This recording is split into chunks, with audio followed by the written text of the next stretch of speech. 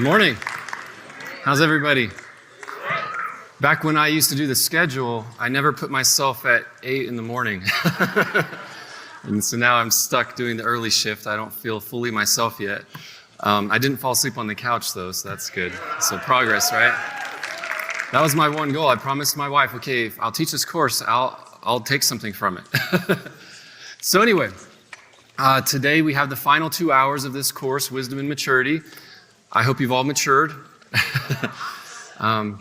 Before I started teaching this course, I was a little bit concerned. I was like, it's kind of like humility, where it's like if you go up on stage and you start talking about it, are people going to think that you have a gigantic head or something like that?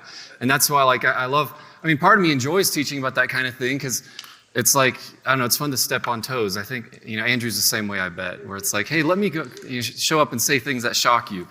And so anyway, so I was concerned that it would sound like I'm patting myself on the back a lot and just giving all these amazing examples of how awesome I am. And instead, every time I finish teaching, I'm like, why on earth did I make myself look so horrible? I keep using all these examples of all these things where I was immature in my life. And so anyway, just to clarify, I'm actually pretty cool. I'm not a video game addict who doesn't know how to go to bed on time.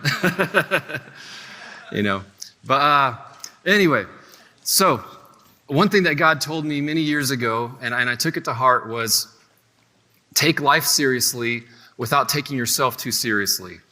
And I've kind of run with that, and it's been working out for me so far. I figure if Jesus came down to earth, the Holy Spirit came down to earth, I can be down to earth, right? So again, just because we are serious about our relationship with God, we're serious about changing the world, it doesn't mean we have to take ourselves so seriously. We're like, don't touch me. What? And just kind of like, I'm hovering. I got to another spiritual level. I don't laugh anymore. Okay, I left behind, like I said, it's about growing. Maturity is about growing into the fullness of who you were created to be. So when you say, if I'm mature, I'm going to turn into somebody that I don't want to be. No, you'll turn into yourself. You'll turn into the real you. The real you is hidden in Christ. And so we don't need to be afraid of that. We don't need to be afraid that the mature you will be boring to you. It'll be exciting to you. I mean, one of my goals is, at the end of my life, if there's a book written about me, I'd want to read it, right? If there's a movie about me, I'd want to watch it. I mean, how horrible would it be to live your whole life and be like, I'd rather watch somebody else's, right? I mean, I want to live a life that's exciting to me. I want to live a life that to me is like, whoa, what happens next, right? And so, hopefully I know what happens next, but anyway. So, one of my favorite quotes, I'm sure you guys have heard me say this before, is that if the Christian life isn't the most fun and exciting thing you've ever done, you're doing it wrong. The Christian life is not supposed to be this horrible thing. And I know in our circles, we kind of understand that, but out there in the world, many Christians don't believe this. I mean, for years, especially when I was in the military, surrounded by more denominational believers, everybody would get together and it's like, they're talking about techniques for evangelism. And someone's like, well, we need to be upfront with them and let them know it's not easy. It's terrible. It's the hardest thing ever. And I was like, please don't witness to anybody. Like, if that's your take on it, please keep that to yourself. You keep growing first. And so I want to talk about this because, see, I've been talking a lot about defense so far because to me, the foundation is the most important part. And then once you have that, then you can use that and go run forward. And so the 2 hours today are more about running forward as opposed to defense. So, as I mentioned in the very first hour, or one of the first hours, I was very disappointed as I grew up to find out most adult Christians weren't strong Christians. I just assumed, like, how could you have the Bible and not want to live like that? How could you know that God is good and not give your whole life to him? Even in school, I was like, why is Bible one course and then you have all these other courses and we treat it like it's all equal? This is like the biggest one. Everything else should be impacted by this one. And so as I got older and I realized, wow, it's actually really rare for there to be strong Christians. It's actually very rare for someone to have that desire. Around here, I used to, charis used to be discouraging to me, like back when I was a student, because you go around, like outside, it's like, man, I want to change the world. You come here and everybody wants to change the world. And so you're like, oh, well, then I guess I don't want to change the world because everybody else wants to do it. Now it seems like I'm going with the flow. Everybody wants to be a minister. Everybody wants to be a pastor. Everybody wants to be a missionary. So that's not cool anymore. I'm a spiritual hipster. That's too mainstream. I'm going to do something else. And so, for me it's discouraging, like, oh, this must not be my calling. I'm just like everybody else. But it's like, no, this is an odd environment, right? You're surrounded by people who want to live for God. And not everybody. I thought everybody would, but we all come here at different stages, right? And so, Mature and wise people don't just solve problems. Like I mentioned last time, we want to be able to solve problems. We want to be able to handle it when something doesn't go our way. But mature and wise people can also do things that the immature couldn't even dream of. The mature and wise have options that those who aren't mature or wise don't have. It's kind of like if you're a billionaire, you can walk up, and say like, I want to buy this airline. That's not an option for most people. Okay, now, and so forget about the money. That's just the metaphor right now. Spiritually, there are things that if you're strong in grace, if you just are completely convinced of who you are in Christ, there are things that you can do that other people can't do because you have that confidence, you have that boldness, right? You have that deep revelation. King Solomon, when he became king, David had already conquered all of Israel's enemies. And so some people might be like, okay, I'm king now, so now what do I do? There's nothing left to do. Kings are supposed to conquer enemies. So now what? But Solomon didn't just maintain, right? It could have been very easy to be like, I'll just hang on to whatever my father left me, and that's it. Solomon went farther than anyone had ever gone before. He made Israel the wealthiest nation in history. He made them so amazing that other kingdoms were in awe of them.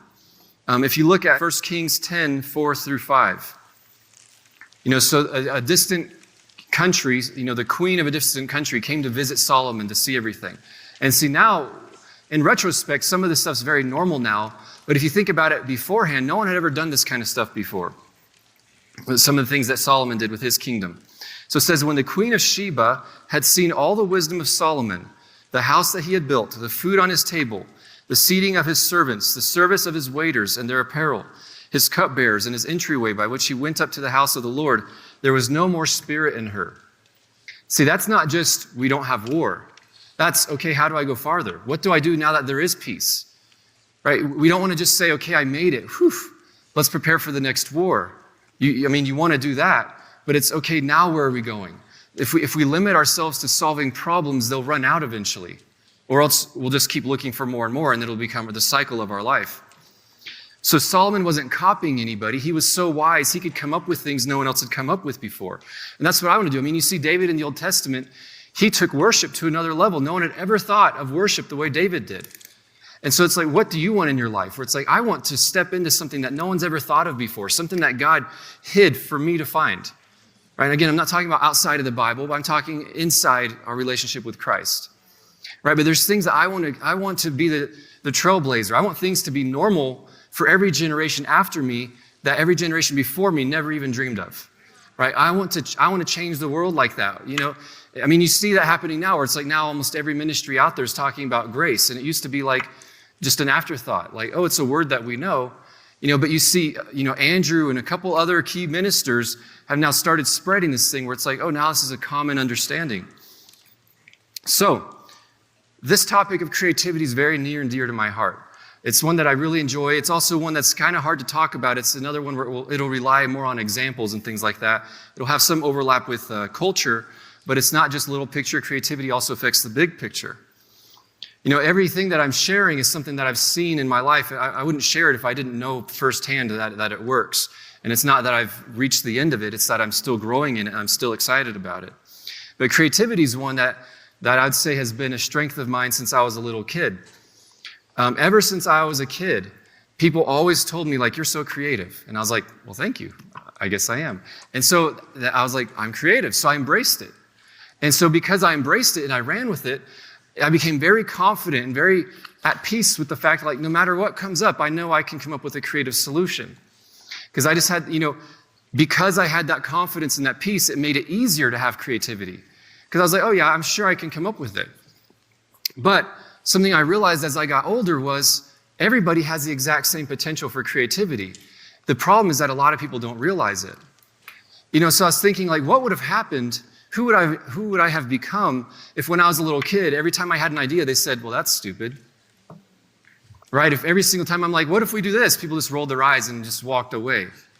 Right? And so, see, for me, I became very confident in this because I was supported in this. But see, some people think they aren't creative because they weren't. And I just want to address that real quick, because I know most of you probably know that you're creative in some way. But some people live their lives and they're like, I'm not creative. And that's just a lie from the devil.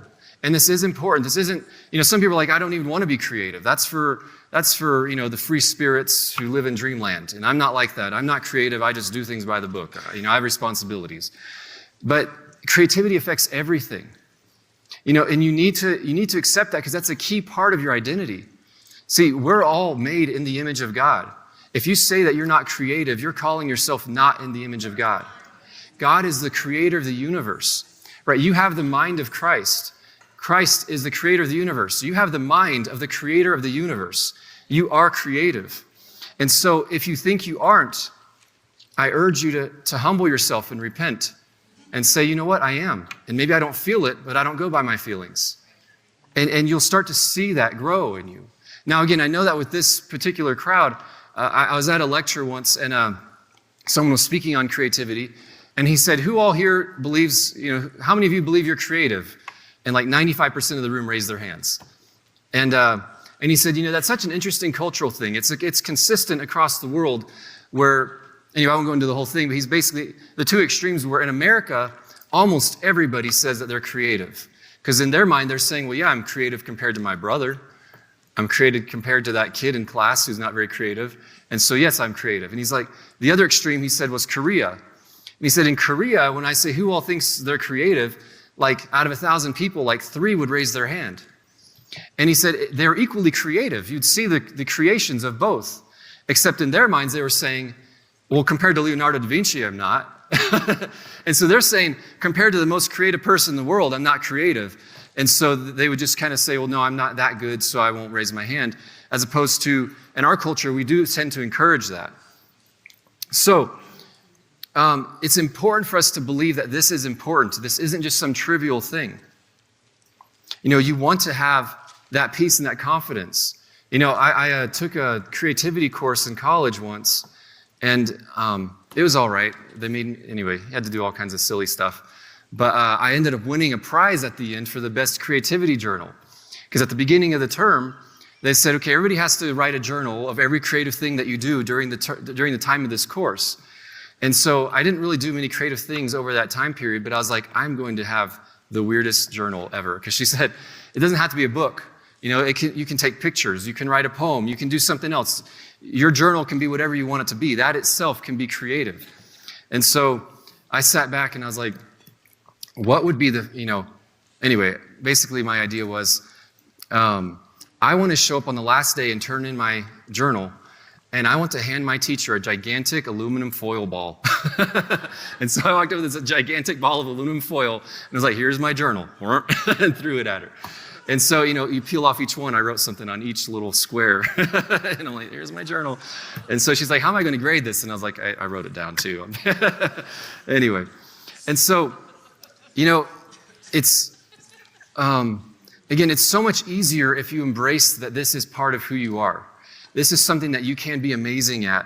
And again, it's not just for solving problems. It's for coming up with things no one's ever come up with before. So, let me catch up with my notes here real quick. Whoop. Okay. I guess I knew that part by heart, so I did a couple pages without reading. All right, so creativity is important. One of the things that I've mentioned before is I love stories. I've always loved stories of all sorts. I don't know. I'll get into that later, but I've always been drawn to them because they're stories of adventure. They're stories of overcoming things. They're stories of heroes and things like that. And it just always spoke to me, because I'm like, I want to be like that. I want to be like that, And so I just always enjoyed stories. But when you study storytelling or writing or something like that, one of the things that they always teach you is that one of the key elements of stories is conflict. So basically, there is no story if there's no conflict. And I never liked that. But if you think about it, everything has conflict because otherwise things are just happening. Why are they happening if there's no conflict? Obviously like a war movie. If there's no enemy, then where's the war movie? Or think of romantic comedies. This is an easy one. There's like just a handful of versions of romantic comedies. For example, they fall in love, but she's about to marry somebody else and realizes she's actually in love with her best friend the whole time or something like that. Or the two people fall in love, and then they have a misunderstanding where it's like maybe the guy dated her on a bet, But then he fell in love with her for real.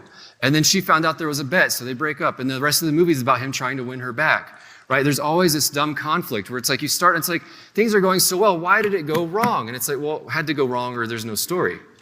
But I always hated that because I hate conflict. I hate misunderstandings. I mean, one of the reasons I became very passionate about studying communication is because I hated romantic comedies. I mean, I enjoy them, but I was like, if you just told him what happened, this would all sort out. Like 90 minutes would be resolved if you just talked. You know? And so I was like, why don't people just talk? And so I became, one of my favorites, I won't say the title, but a limo driver falls in love with his passenger, but she forgets her briefcase in the airport. So he has to go to Aspen to return her briefcase to her. I think her name was Samsonite or something like that. And so there's always conflict. If not, just people are walking around doing stuff. Think of sports. Imagine a football game with only one team. But they intentionally say, if you think about it, it's almost cruel, where it's kind of like, we're going to do something where somebody has to lose. We're going to set this up so somebody absolutely has to lose. And we want somebody to get all the way to the Super Bowl and lose. I mean, that's kind of sadistic if you think about it. Where it's like, we want a loser because we want the thrill of a winner. And so you think, because I've even wondered about this. I don't know if anyone's thought of this. But will there be sports in heaven or on the new earth, I guess? Will there be games? Because for a while, it's kind of like, isn't the root element of sports trying to defeat somebody else? What part of that is from God? Isn't the root part of I'm better than you, I'm smarter than you, I'm stronger than you, And so I was kind of thinking, is it all bad? Is there anything about it that's good? Because I'm like, I was like, are there stories in the new earth? Because I'm like, if it's all conflict, if it's all negative, if something bad always has to happen, what sort of things are pure and just and noble and of good report? Meditate on these things. So I used to wonder about that. And then I shouldn't have brought that up because I don't have time to go into anyway, I believe that there are parts of that will translate into eternity, but it'll just be a purified form of that. I'll get into that in a little bit, but everything doesn't have to be conflict. It's a very bleak way to look at the world. One minister who I really, really have been blessed by, but one of his things is he says everything is measured by its ability to solve problems. Everything in life is a problem. Every relationship is solving a problem. So your value is in the problems you solve or the problems you create. And there's truth in that. But at the same time, I'm like, I'd rather look at it a little differently because I don't want to just wake up every day and be like, I'm surrounded by problems and my job's to solve problems and try to not become a problem for somebody else. And I was like, that's not the most optimistic way of looking at life. And so one thing, I was talking with God about this because I was like, again, I love stories and I hate conflict. And my favorite movie is, I like all kinds of movies. My favorite movie is Anne of Green Gables, actually, because nothing bad really happens. And it's just kind of, you watch it and it's kind of like, I wish I lived there. I wish they were my friends. I don't know, part of it's nostalgia because I watched this growing up. Don't worry, all my other movies are much more manly. But anyway, I was like, I don't like bad things happening. And so I was like, God, I don't want my life to revolve around having bad things in my mind all the time. And what God showed me was, it's not actually about conflict. It's not actually about problems. It's actually about creating. See, and it sounds like a semantics thing, but it's actually a paradigm shift. It's looking at it completely differently. See, if life is about solving problems, problems can run out. That's why some people think heaven will be boring. Some people, even come up with philosophies like, without death, you wouldn't enjoy life. Without destruction, you'd never enjoy beauty. I know it's sad that there's war, but because of war, you enjoy the beauty of a flower. And it's like people are like, you have to have this. You have to have the bad stuff to enjoy the good stuff. And that's just not true. There's nothing evil or dark in God at all, and yet he's the most joyful being in existence. And so we don't have to have that. We don't have to embrace both. Some people can even say the Bible is a story of conflict because, again, every story is conflict according to that view. And you can say the Bible is a story of God saving humanity.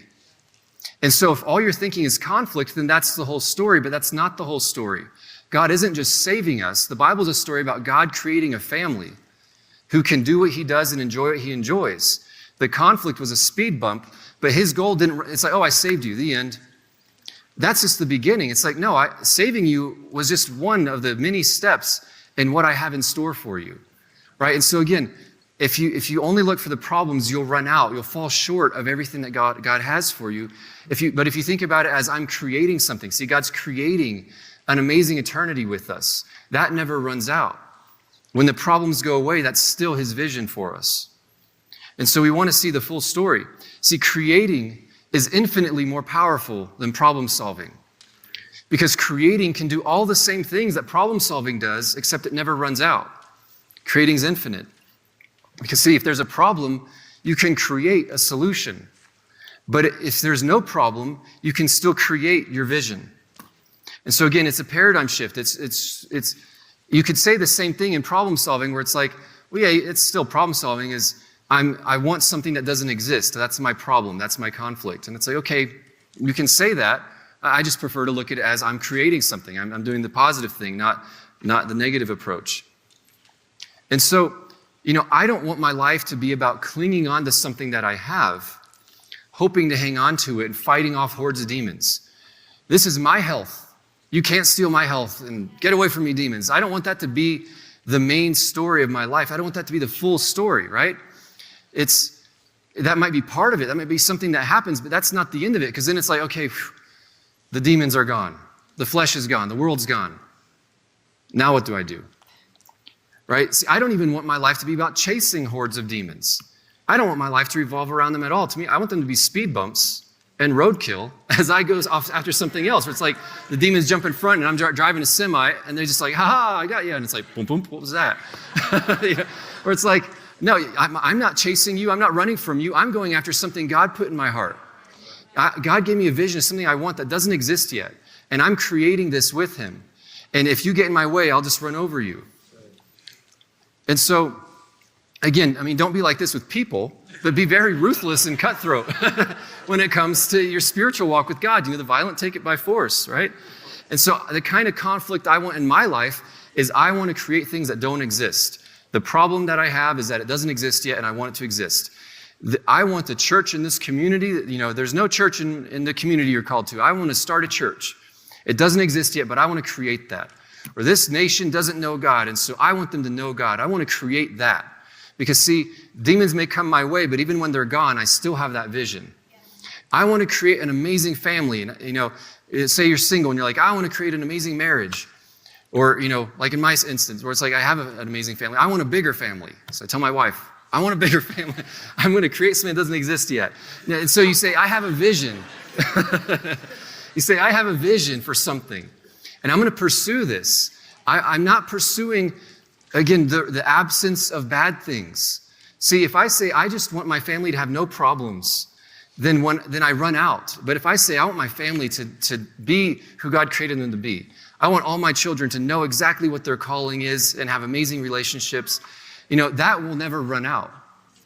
I can pursue that in good times and in bad times, and I won't even have to notice because I just have my eyes on the prize.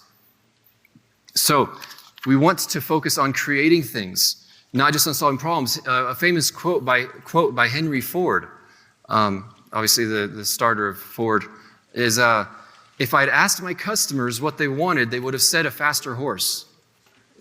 See, he didn't limit himself to what people thought they needed.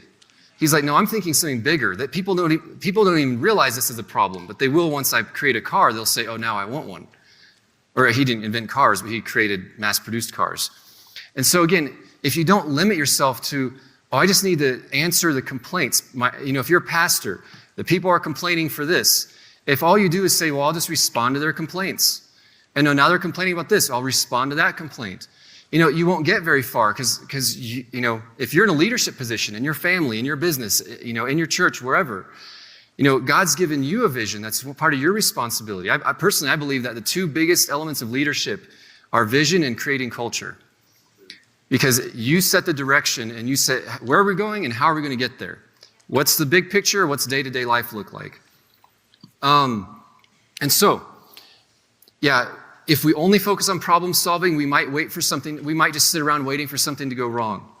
Or we might start to look for lower and lower significance just kind of like, well, nothing's wrong in the big picture. Let me look for something in the small picture. Let me look for something in the smaller picture.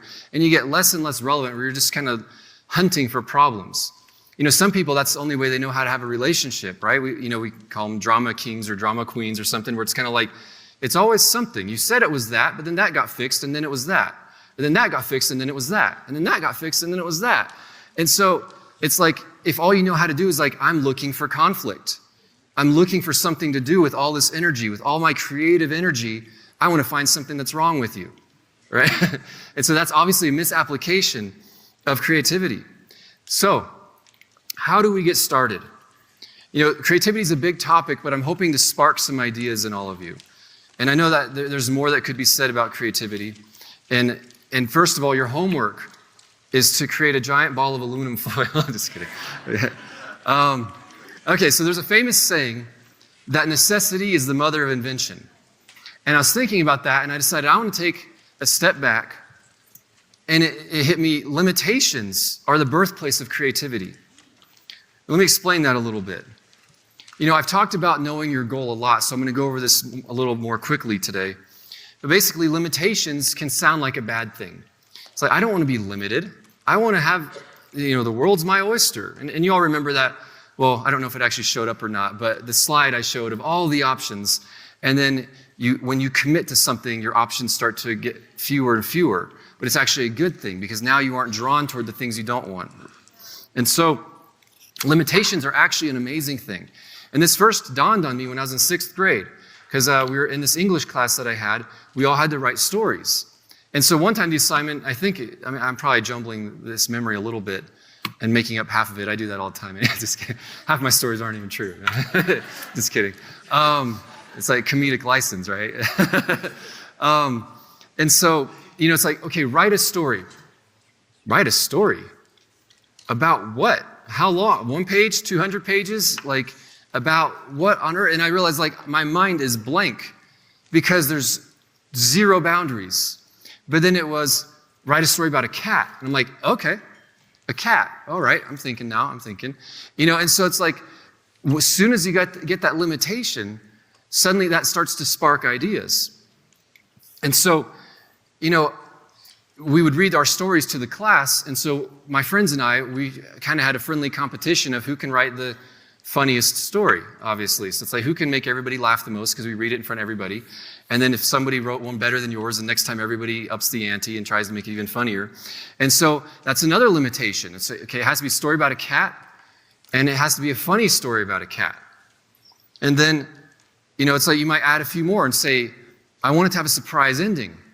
And so you're like, okay, what could be a funny story? So again, the limitations actually start to spark ideas of it. Some of you have already started thinking, if I had to write a story about a cat, I bet I'd do something like this. It's like, what if you make a story about a cat where it turns out that it's a 2-year-old pretending to be a cat?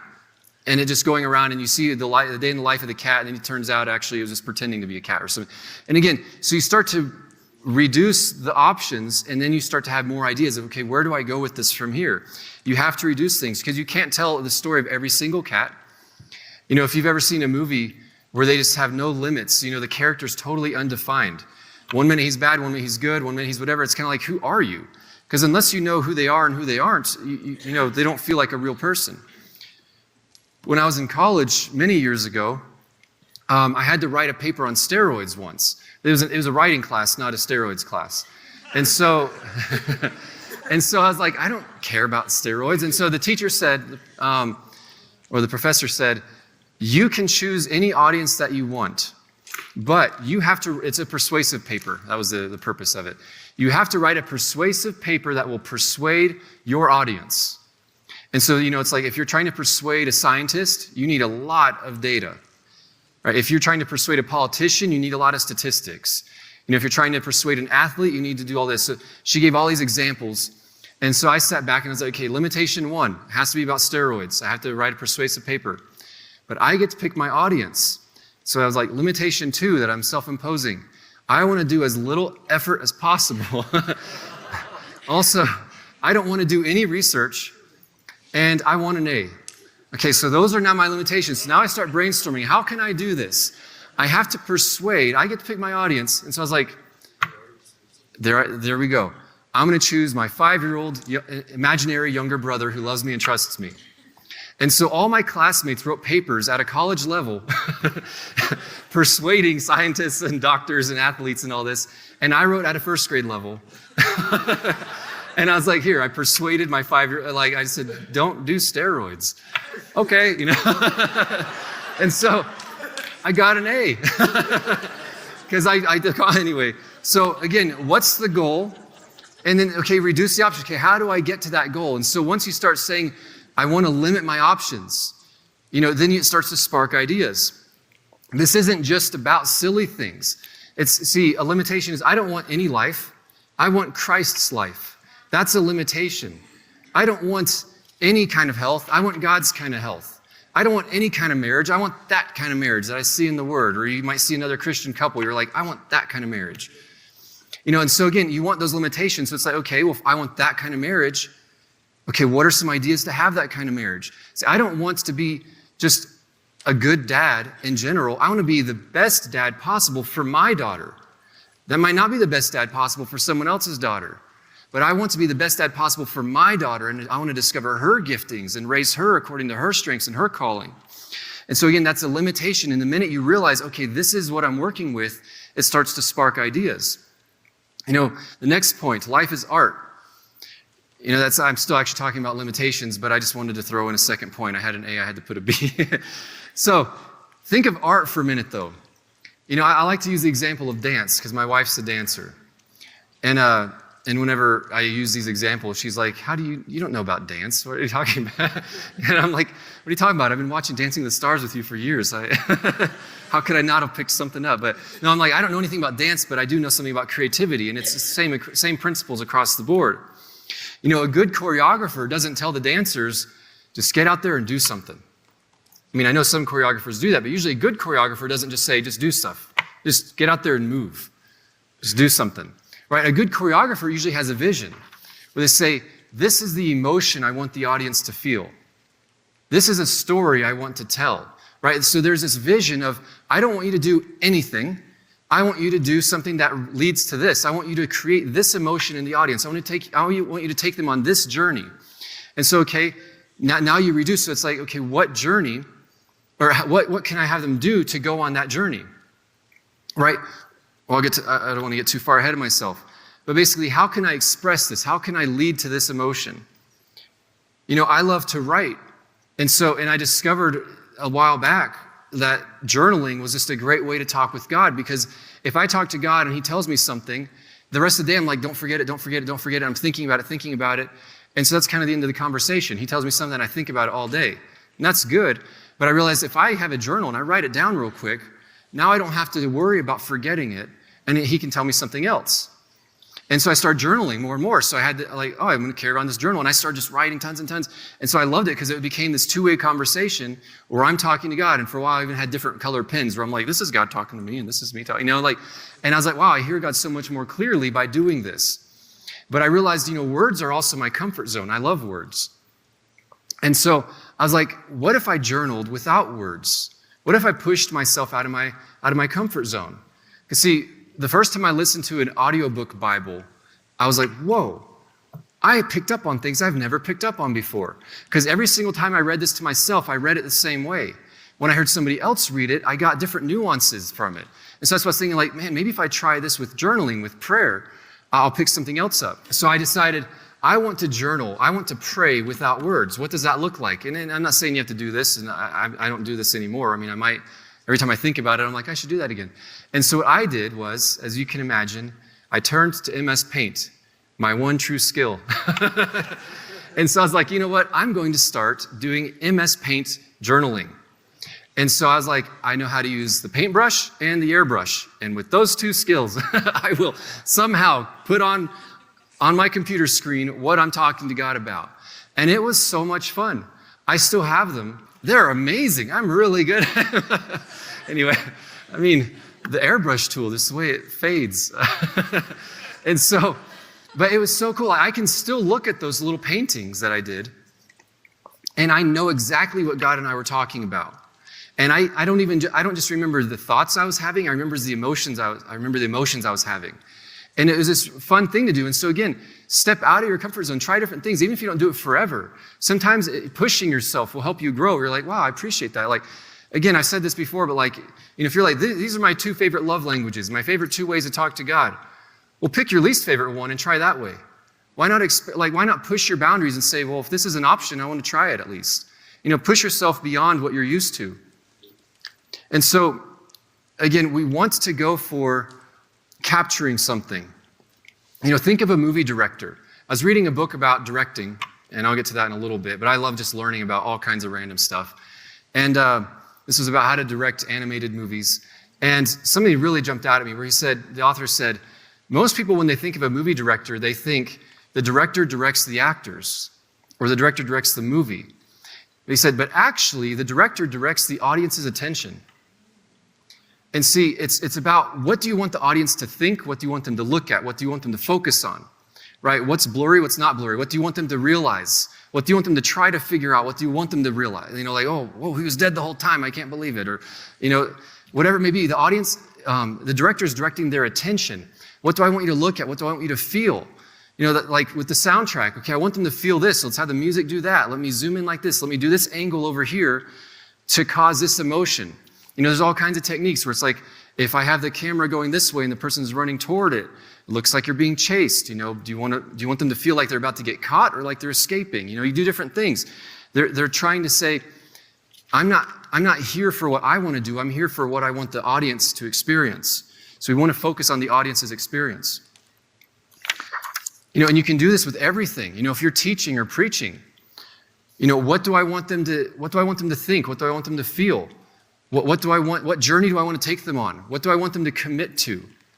Right? And so that starts to guide your ideas of, okay, well, if that's what I want them to commit to, then how do I lead them on this journey? How do I show them the need? How do I show them the importance of it? And again, if you have a church, you might say, okay, I've got the sermon down, I've got the worship down. Okay, but what experience do I want them to have that entire day? So it's not just the sermon. You can have the best sermon in the world, but what's it like when they're trying to park or when they're trying to find your church? What's it like when they walk into the doors? What's it like when they look for a bathroom? What's it like when they check their kids in the children's church? What's it like when they're told to greet their neighbor? Is it super awkward and people are like, I hate it when you do this? Or is it really inviting and welcoming? Right? And so, I went to this one conference once, and at the front doors, there were like 20 interns, all wearing the same shirt and stuff, and they're at the front door, and anytime somebody walked in, they cheered for them and threw confetti. And so I'm walking up, and I was like, dear Lord, no. And so I was like, is there another entrance? I don't want to walk through this gauntlet. And so, but again, for extroverts, that was a lot of fun. And so, what experience do you want people to have? And you can do this with everything. Again, if you have a Bible study, what experience do you want people to have? Don't just focus on the main thing. Again, when you go to a restaurant, you're not paying much for the food, you're paying for the atmosphere. Often. Sometimes you're just paying for the food. But again, it's the whole experience. What do you want the whole experience to be? Same for your children. Don't just say, well, I fed them, I took care of them, I put them in the school, and I took them to church. Okay, but all the things surrounding that, what was the experience like? So, next point, getting inspired. I love to discover new things. I know I didn't mean to bring up video games at all during this course. It just kept happening. I guess it was an easy fallback. I'm not actually addicted to video games. I enjoy video games.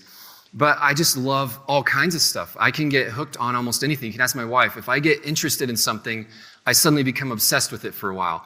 All kinds of random stuff where, one day I'm reading about how to fly helicopters, and the next day I'm reading about ancient Chinese warfare. Then the next day, I'm just kind of like, this is so interesting. I've never, for a couple weeks, the whole thing that started me falling asleep on the couch is because I found a YouTube channel where a guy just comments on famous chess matches. And I'm not very good at chess. But I was like, this is so interesting. I feel so smart because he's telling me what they're doing and why they're doing it. And I just started watching that, and then I fell asleep. It wasn't that interesting. But I was fascinated until I fell asleep. And so, for a few weeks, I was obsessed with watching chess matches. I can, just whatever it may be, I get excited about all kinds of stuff, from like gardening to, all kinds of things, different cultures, different languages. And so I love to learn about different things. And in that process, I've I've noticed some things about how everything interconnects. Some of to go through a list real quick. Like I've studied lots of books on how to write children's books, on historical topics from all over the world. I love documentaries. I love how to make documentaries, foreign films, board games, how to design games. That one's fascinating because the first chapter was kind of like, what's play? And I was like, what is play? That's an interesting question. I'm hooked. I'll buy this book right now. What is play? What's fun? Because again, I had that question of, is it only conflict or is there something about it that I think will have an eternity? I want to understand more about what play is. They hooked my interest. I love all kinds of biographies, different languages, comics. I have no one's noticed yet, thank God. But I have all these books that make me look really serious and professional in my office, and then I have this complete compilation of The Far Side. So right now I'm kind of like, you know what? I need a little pick-me-up. Photography. I got into photography. That's a very expensive hobby. I got into that, and like a few months later, it's like, I spent how much on a lens? Holy cow. I love to study about, like I said, storytelling, movies, novels, plays. And I never knew this, but they're all different formats. In a movie, you need to show people something. In a novel, it's more about connecting on the inner thought level, either a narrator or you hear the character's thoughts. In a play, it's more about dialogue. I'd never thought of that. I was like, that's fascinating, but each one's playing to its own strengths. They all overlap a bit, but they all have different strengths. And so to me, that was fascinating. I bought a book once on procrastination, and it took me like 2 years to finally read it. And I was like, this is a really good gimmick, because you could probably have the whole book blank and hardly anybody would find out because the target audience would never read it. And so anyway, what I found with all these things is that all these bizarre random interests that I had all inspired ideas for other areas of my life. Because see, it's basically like a parable. You see one thing in one context and you say, that could be a metaphor for something in this other context, right? Once I was watching a kung fu comedy, and as I watched that, I got revelation about the body of Christ. And I was like, because I turned it into a parable. I heard a church once where the pastor was saying, he's like, I went to Disney and they had flags out front, and I felt so welcomed. I felt like it was a celebration. So I was like, I want people to feel welcomed and celebrated at my church. So he got flags in front of his church. You can say, oh man, I love this idea. How can I apply this to this other area of my life? And so, again, you're saying I'm taking something from this and I'm using it for that. Some of you probably can relate, but if I'm ever writing something, the music I'm listening to affects what I write. So I could be like, I want to write about this topic. I'm going to write about marriage. If I'm listening to peaceful music, I'll write one thing about, I still have the same goal, but it influences my thoughts, and that changes the direction that I'm going with it. If I'm writing something, I'm listening to epic music. I love soundtrack music, epic stuff. And so if I'm listening to that, suddenly I start typing faster, and I'm just kind of getting really into it. I go back later and I read it, and I'm like, that doesn't feel epic, but I felt epic as I wrote it. And so again, it affects what you're thinking. So you're taking inspiration from one thing. I'm saying the emotion that I just got from that movie, I want to turn that into a sermon. Or the excitement I got from that ride, how can I translate that into this hobby? Or, things like that. So, if you see somebody and you're like, wow, I love their marriage, or I love the way they're raising their kids, and I don't have kids, but how can I use that to minister to my friends? What's translatable, right? So next, I'm running out of time, but I'll go over these real quick. Brainstorming. I want to give you all a few practical tips also. So I always thought that everybody was taught brainstorming, but I found out the hard way not everybody does, and people had no idea what I was doing when I tried to do it. And so brainstorming, the first thing that you do is you go for quantity. Okay, so you can do this by yourself or with the group. Basically, when you brainstorm, you just want to get as many ideas as possible, and the key is don't critique any of them. Just get it out there. Because see, the minute someone says, well, what if we did this? And you're like, well, that's stupid. Okay, now they're not going to talk anymore. You just killed that. Now they're going to self-censor and not say any of their dumb ideas.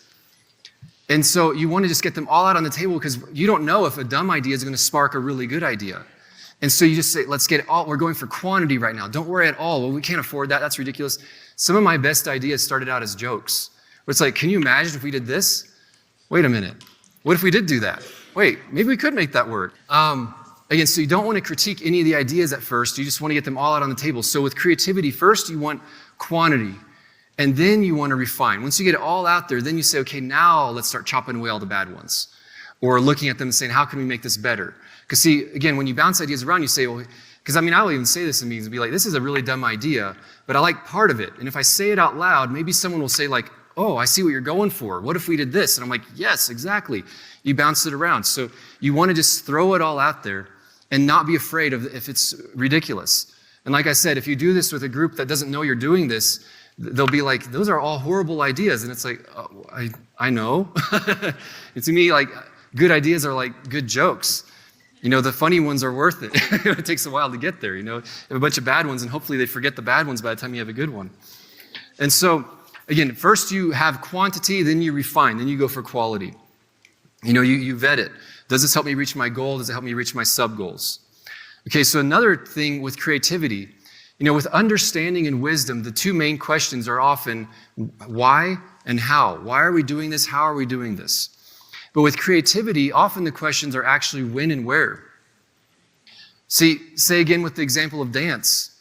Okay, this is the emotion I want to convey, and these are the dancers that I have, and these are the moves that they know how to do. So when do I have them do those moves? Right? So it's about that timing. I want them to do this right here. When do I want them to do this amazing twirl that they know how to do? Okay, well, let's do this right here when the music peaks, and it's like, okay, so if I want to do this right here, how do I lead up to it to make it as amazing as possible?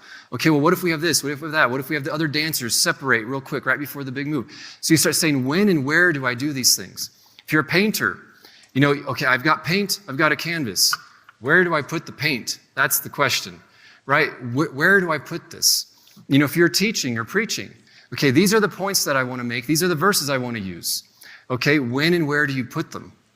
And so again, that's the creative thing, because it's not, like I said, it's an art. There's not just one right way to do it. 10 people can have the exact same goal, the exact same tools at their disposal, and come up with totally different things, because again, God doesn't want us to all be copycats. It's not like I finally figured out how to do the right dance. No, it's I figured out a way to do a dance that accomplished the goal, and it can look different for other people. So, very quickly, and we'll pick up next hour. We'll do the next lesson next hour. There's more than one right way to do things. The thing is, you want to be strategic. Even with Charis last year, one of the things that we did was rearrange some courses, because we say, here's our goal, but when and where do we put each course for maximum effectiveness? And so, how to flow in the gifts used to be at the end of second year. Well, let's put that at the beginning of second year so people can practice all year long. Life Foundations used to be a second year course. Then we moved it to spring in the first year, and then we moved it to the very first course in first year. You guys had that last year. Because the strategy of it was, this is about understanding God's love for you. If you understand God's love for you, everything else will be easier to understand. So again, where did we put it? At the beginning. It was a strategic decision, right? And that's also, I'll end with this, that's also why we moved how to get along with people. It used to be one of the last courses. We moved it to the beginning of second year, because we're like, we really need to benefit from this all year long. So anyway, I'll see you all after the break.